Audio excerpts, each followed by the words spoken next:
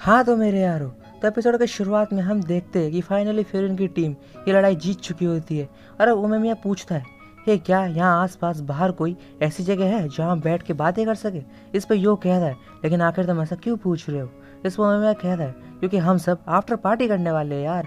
तभी हम देखते हैं वो लोग छत पे बैठ के खाना खाने लगते हैं और साकुरा सोच रहा होता है आखिर ये सब चल क्या रहा है। इस पर हिरागी कहता है, आखिरकार हम ये पार्टी बाहर क्यों कर रहे हैं। इस पर उमेमिया कहता है, क्योंकि पार्टी कभी भी अंदर नहीं होती है ना। और फिर ये सभी खाना खाने लगते और हम देखते कि इन्हें सब कुछ बहुत अच्छा लग रहा होता है। इस पर नीरे कहता है, मुझे यकीन नहीं हो रहा है कि इस सिचुएशन में भी तुम सब खा पा रहे हो, मगर शुक्र है सुओ कि तुम भी मेरी तरह ही सोच रहे हो। इस पर सुओ कहता है, ऐसी कोई बात नहीं है भाई, मैं तो बस डाइट पे हूँ यार। इस पर साकुरा सोचता है, आखिर ये उमेमिया सोच क्या रहा है और आखिर ये कैसे उस बंदे के साथ खाना खा सकता है जिसके साथ इसने अभी अभी लड़ाई की, और क्या हम इसे कोई लड़ाई भी कहेंगे, और ये आखिर उसे माफ कैसे कर सकता है। मैं तो ऐसा कभी नहीं करता। इस समय में कहता है, क्या हुआ यो, आखिर तुम कुछ खा क्यों नहीं रहे हो भाई। इस पर हम देखते हैं कि यो झुक के माफी मांगने लगता है और कह रहा होता है, प्लीज आप सब मुझे माफ कर दीजिए, सारी गलती मेरी ही है। इस पर चोजी कहता है, तुम इसमें अकेले नहीं हो यो, इसमें मेरी भी गलती है। और ये भी झुक के माफी मांगने लग जाता है। जिस पर उमेमिया कहता है, अब तुमने इन्हें सुन लिया ना, तो बताओ साकुरा आखिरकार अब तुम करना क्या चाहते हो, ये तुम्हारी चॉइस होगी। इसे सुनकर साकुरा चौंक जाता है और यो कहता है, तुम जो भी सजा दोगे मुझे वो मंजूर है। जिसपे साकुरा तोगामी के साथ अपनी लड़ाई को याद करने लगता है और कहता है, वादा करो कि तुम कभी एक बेकार आदमी नहीं बनोगे और बल्कि तुम एक कूल इंसान बनोगे। इस पर यो उससे ये वादा करता है और उमेमिया कहता है, तो चलो फिर ये बात यही खत्म हुई और अब हम दोबारा से खाना खाते। इस पर चोजी कह रहा होता है, मुँह चैन तुम टॉप पे हो ना, फिर आखिरकार तुम मजे कैसे करते हो। इस पर उमेमिया कहता है, ये इसलिए है क्योंकि मुझे खाना खाना बहुत पसंद है। इस पर यह सुनकर सब लोग चौंक जाते हैं और चोजी कहता है, मुझे भी खाना खाना बहुत पसंद है और करी राइस तो मेरा फेवरेट है, लेकिन तुम्हें क्या पसंद है। इस पर मैं कहता है, मुझे राइस ऑमलेट बहुत पसंद है, लेकिन मैं ज़्यादा खाना नहीं खाता हूँ और सबसे ज़्यादा मज़ा सबके साथ बैठकर खाने में ही है, और इस बात का मेरे टॉप पर पहुँचने से कोई लेना देना भी नहीं है भाई। इस पर चोजी कहता है, तुमने सही कहा, क्योंकि मुझे भी याद आता है टॉप पे पहुंचने से पहले मैं भी अपने साथियों के साथ कितने मज़े क्या करता था, और जब मैं उनके साथ होता था तब मुझे कितनी खुशी होती थी। पर तब मुझे इस चीज़ का एहसास नहीं था। मुझे उस वक्त ऐसा लगता था कि अगर मैं टॉप पे पहुंच जाऊंगा तब मुझे और मज़ा आएगा, लेकिन मैं गलत था। आखिर मुझे उस वक्त उस चीज़ का एहसास क्यों नहीं हुआ। इस पोएम में कहता है, कई बार लोगों को उस चीज़ का एहसास नहीं होता है जो उनके पास पहले से होती है, और तुमने भी यही किया। पर अच्छी बात तो ये है कि ज़्यादा देरी होने से पहले ही तुम्हें ये एहसास हो गया, इसलिए मैं तुम्हारे लिए बहुत खुश हूँ। इस पर चोजी कहता है, मैं तुमसे एक चीज़ और पूछना चाहता हूँ, अगर तुम्हें इस बात का एहसास पहले से ही था फिर आखिर तुम टॉप पे पहुँचे ही क्यों। इस मम्मी में कहता है, क्योंकि मैं हमेशा से ये सभी के साथ खाते हुए मज़े करना चाहता था, और मैंने सोचा आखिर मैं इस जगह क्या कर सकता हूँ, और देखते ही देखते मैं फ्यूरिन के टॉप पे पहुँच गया। लेकिन ये मेरा गोल नहीं था, लेकिन टॉप पे पहुंचकर मुझे इस बात की आज़ादी है कि मैं कुछ भी कर सकता हूँ, और अगर मुझे ये करने का कोई और अच्छा रास्ता मिला होता तो मैं उसी को चुनता। पर अगर मैं ऐसा करता तो आज मैं तुम सबके साथ यहाँ पे खाना नहीं खा रहा होता। इस पर जोजी कहता है, तुम सच में बहुत कमाल के हो मेचैन, तुमने तो टॉप पे जाने से पहले ही अपने आप को जान लिया था। इस समय में कहता है, मैं खुद टॉप पे नहीं गया हूँ, सभी ने मुझे टॉप पे पहुंचाया है, और तो तुम उस जगह को अपने आप हासिल नहीं कर सकते, और मैं इसलिए फिर इनके टॉप पे आया हूँ क्योंकि सभी लोगों ने मुझे सपोर्ट किया। और जब मैं टॉप पे पहुंच गया तब मुझे एहसास हुआ कि मेरी ख्वाहिशें सिर्फ मेरे अकेले की नहीं है, तो मैं सभी की ख्वाहिशों को पूरा करना चाहता हूँ, चाहे इसके लिए मुझे कितनी बड़ी मुसीबतों का सामना करना पड़े, और मैं कभी भी हार नहीं मानूंगा। जिस पे चोजी कहता है, मगर रो में चैन तुम तो सब कुछ अपने कंधों पे उठा के चल रहे हो यार। जो जब तुमने कहा था कि मेरे पंचेस हल्के हैं तो तुम्हारा मतलब ये था, पर तुम सही थे, मेरे पंचेस सच में बहुत कमज़ोर है।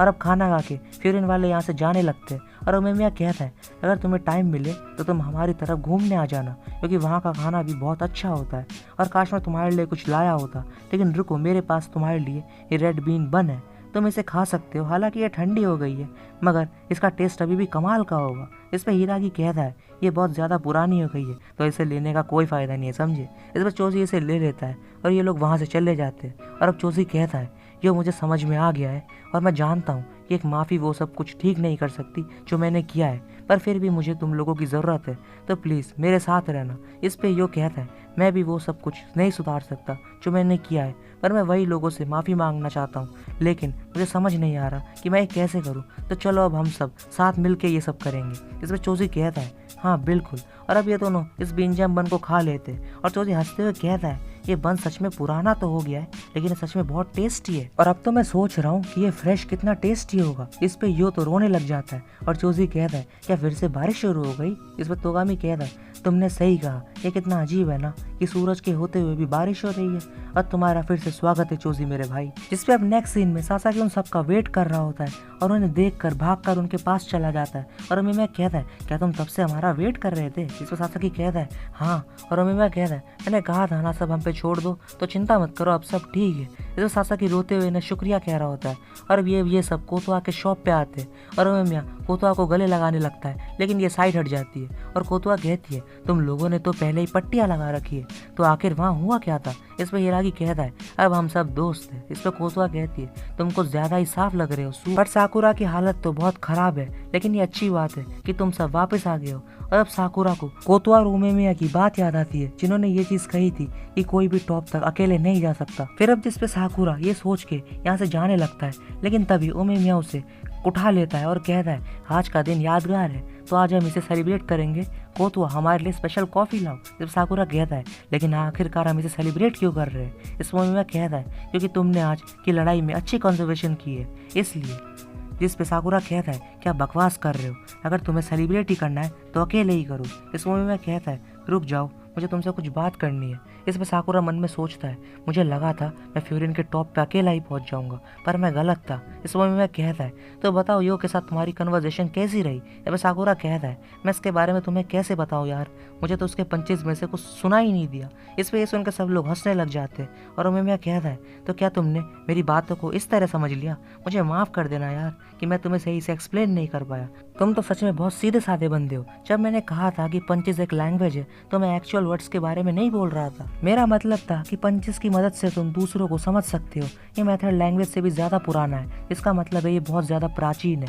वह साकुरा कहता है आखिरकार अब ये प्राचीन कैसे हुआ। इस मूवी में कहता है क्या तुम प्यार और नफरत को जानते हो। इस बस ये सुनते ही साकुरा अपनी कॉफी को उमेमिया पर थूक देता है और तब कोतो उन पर चिल्लाते हुए सब कुछ साफ करने के लिए कहती है। और उमेमिया कहता है जब तुम तोगामी के साथ लड़ रहे थे तब तुम्हें वो अच्छा लगने लगा था, और यही वो कारण था कि तुम उसे बचाने के लिए चोजी से लड़ना चाहते थे, और इसी से मुझे पता लगा कि तुमने रियल में कन्वर्सेशन की है। और साकुरा शर्माने लग जाता है और कहता है तो क्या हुआ अगर मैंने ऐसा किया तो, इसमें सेलिब्रेट करने वाली क्या बात है।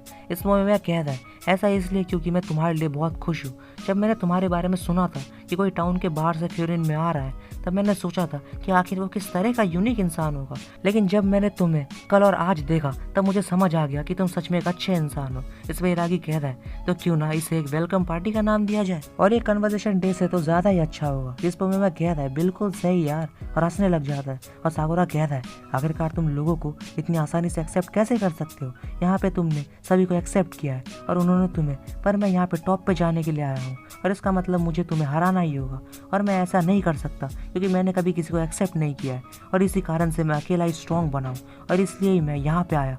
लेकिन यहाँ तो हमें सबको साथ लेकर चलना होता है। इसमें धीरे कहता है जरा रुको भाई, तुमने मुझे कहा था कि मैं बेकार नहीं हूँ, इसका मतलब तुमने मुझे एक्सेप्ट कर लिया था और मुझे उससे बहुत खुशी मिली। लेकिन रुको जरा, मैं तो भूल ही गया कि मुझे क्या कहना था। इस पर सुओ कहता है कोई ज़रूरत नहीं है भाई, वो ऑलरेडी समझ चुका है। इस मूवी में कहता है तो साकुरा क्या तुम्हें पता है कि मुक्को के जरिए बात करने के लिए तुम्हें किस चीज़ की ज़रूरत है। वह साकुरा कहता है मुझे नहीं पता, आखिरकार वो है क्या। इस मूवी में कहता है अगर तुम्हें दूसरे इंसान को जानना है तो तुम्हें उसके साथ लड़ाई करनी होगी, जैसे कि तुमने यो के साथ किया।